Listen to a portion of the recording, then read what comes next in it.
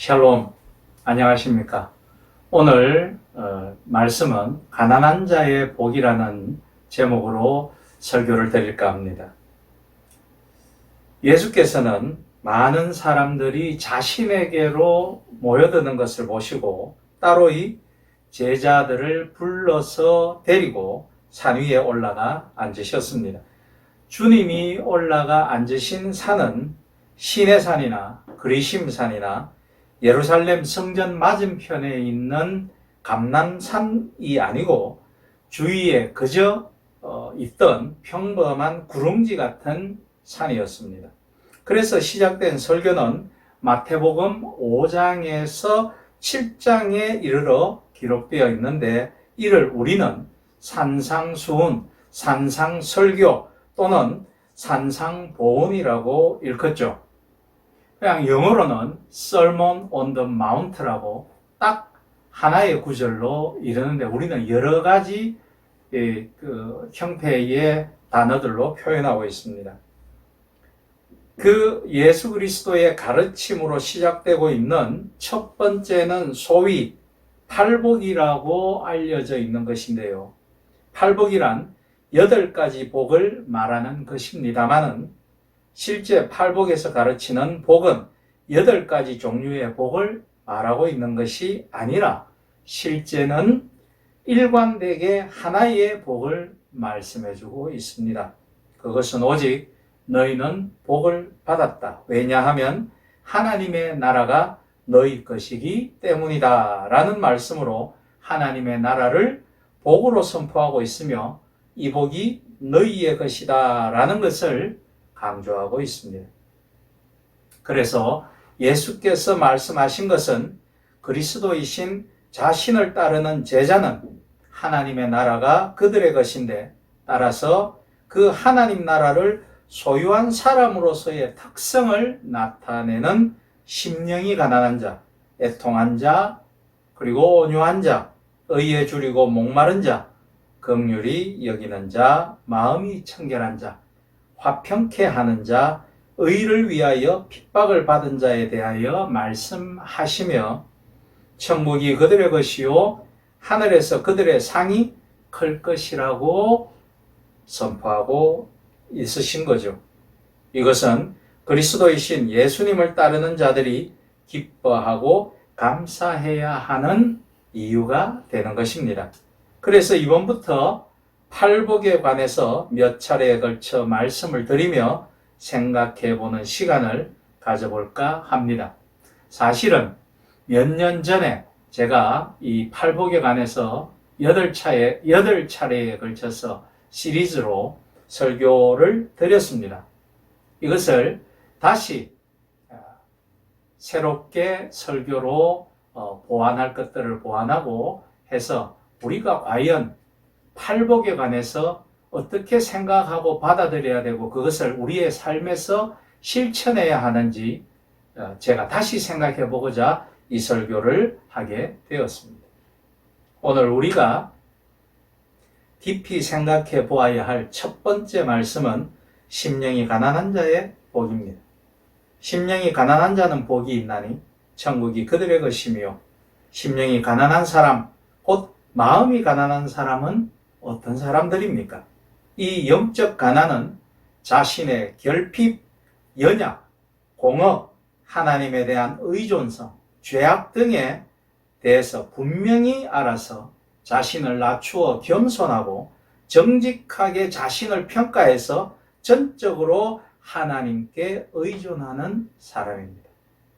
이것은 성경에서 여호와를 배웠고 화로다 나여 망하게 되었도다 나는 입술이 부정한 사람이라고 고백하는 이사야의 심정이며 가슴을 치면서 하나님이여 불쌍히 여기소서 나는 죄인이로소이다 라고 통곡하던 세리의 심정이며 굶주림에 지치고 병약해져 돌아온 탕자의 마음일 것입니다. 한때 자기 의를 내세웠으나 그리스도를 만난 후에 오호라 나는 공고한 사람이로다 라고 외친 바울의 심정과도 같은 자기를 부인할 수 있는 사람이며 그리하여 하나님만 의존하여 도움과 구원을 구하는 사람일 것입니다. 나의 무기력함과 절망을 체험한 모든 마음의 순간들을 아는 사람 말이죠. 이것이 마음의 가난을 깨닫는 순간입니다.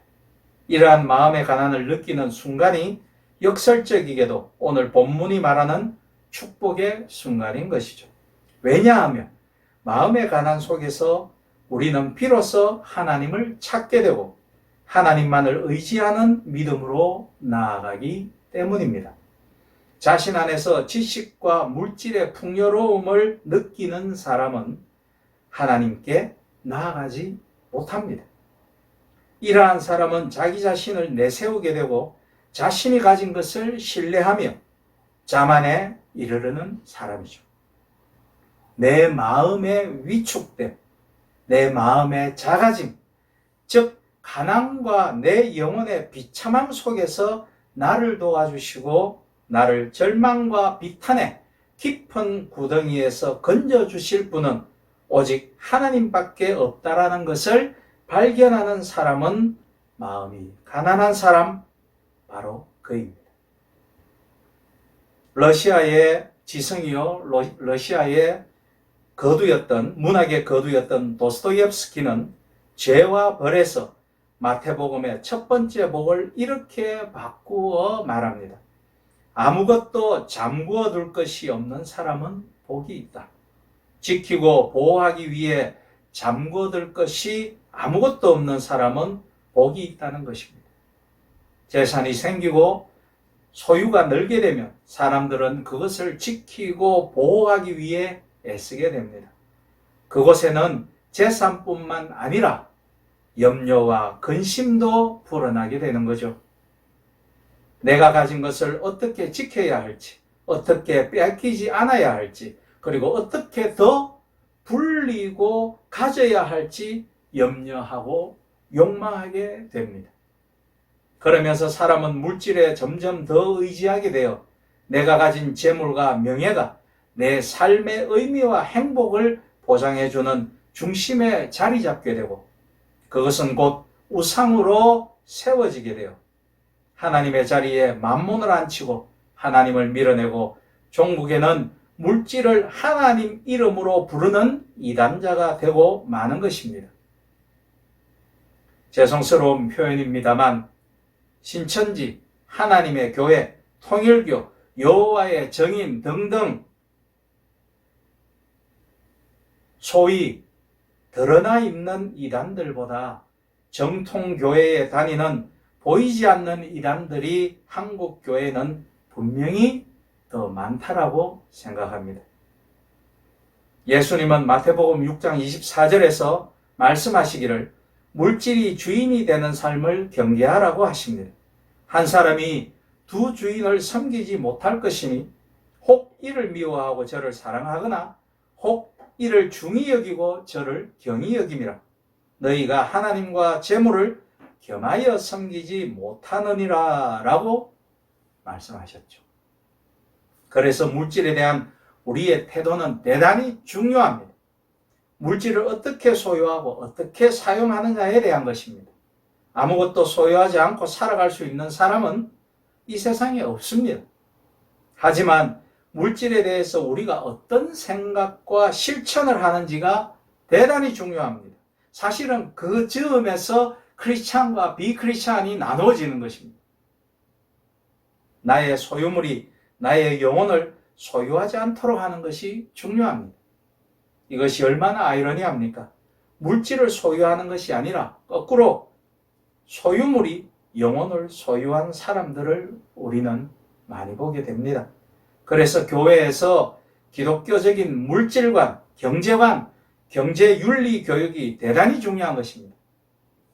그러나 더 슬픈 것은 한국 교회 일각에서 기독교 경제관에 관해서 가르치는 것이 아니라 어떻게 하면 더 많이 벌 수 있느냐를 가르치는 강좌나 교육, 설교가 인기가 있다는 것은 통탄할 일인 것이죠.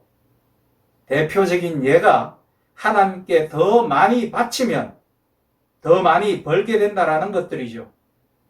하나님이 투정꾼이십니까? 돈 주고 돈 먹기입니까? 그러니 오늘 본문의 말씀은 보이는 외적인 것들로 복과 성공을 판단하는 물질주의적 사람들에게는 역설적인 것입니다.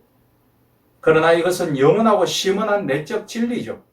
그리스도께서는 세상이 칭찬하고 좋아하는 것들을 정죄하고 세상이 피하고 두려워하는 것들을 우리 자신의 것으로 삼으라고 명하시며 그 안에서 우리가 참된 복을 얻을 것이라고 말씀하고 있으십니다. 이 영적 가난에 반대되는 것은 자기의, 즉 self righteousness에 도취된 심성입니다. 그 대표적 인물은 바리새인들이죠. 한 바리새인이 성전에 서서 기도합니다. 하나님이여, 나는 다른 사람들 곧 토색, 불의, 간음을 하는 자들과 같지 아니하고 이 세리와도 같지 아니함을 감사하나이다. 나는 일회에 2번씩 금식하고 또 소득의 11조를 드리나이다. 라고 누가복음 18장 11절로 12절에서 이렇게 바리새인이 기도합니다. 이 교만한 기도를 하는 바리새인은 오늘 산위에서 주신 말씀에서 그리스도는 천국 시민의 인격의 특성을 결핍과 죄에 대한 자각으로부터 묘사하고 있습니다. 산상수훈의 나머지 모든 더덕률은 이것에 기초를 두고 있죠. 사랑하는 성도 여러분, 우리는 모두 그리스도를 만나기 전까지 아무것도 아닌 사람들입니다. 우리 모두 극한 공허에 불과합니다. 우리가 그처럼 뽐내고 자랑하는 모든 것은 하나님이 우리에게 부여하여 주신 것입니다. 우리가 하나님께로부터 받지 않은 것이 무엇이 있습니까? 그런데 우리 인간이 왜 하나님과 사람을 향해 자기 자신을 높여 지켜 세웁니까? 그러므로 낮아져야 한다는 거죠. 겸손해져야 합니다. 이것을 우리들의 삶에 우리 자신에 대한 평가에 적용해 보십시오. 그러면 현재의 많은 번민과 불행에서 벗어날 수 있을 것입니다. 세상은 예수 그리스도께서 가르치신 영적 가난에 대하여 알지 못합니다. 관심도 없습니다. 그러므로 우리의 올바른 자세는 세리처럼 멀리 서서 감히 눈을 들어 하늘을 우러러보지도 못하고 다만 가슴을 치며 아뢰되 하나님이여 불쌍히 여기소서 나는 죄인이로소이다 하며 울부짖는 심령이 되어야 합니다. 오직 자기 인격의 깊은 시면으로 침잠에 들어가 자신이 어떤 존재인지를 알고 그 깊은 곳으로부터 하나님께 울부짖은 적이 있는 사람만이 자기 영혼의 집을 하나님의 성전으로 만들 수 있으며 비로소 천국을 소유하며 닿을 수 있을 것입니다. 그렇습니다. 천국은 바로 이러한 가난한 자의 것입니다.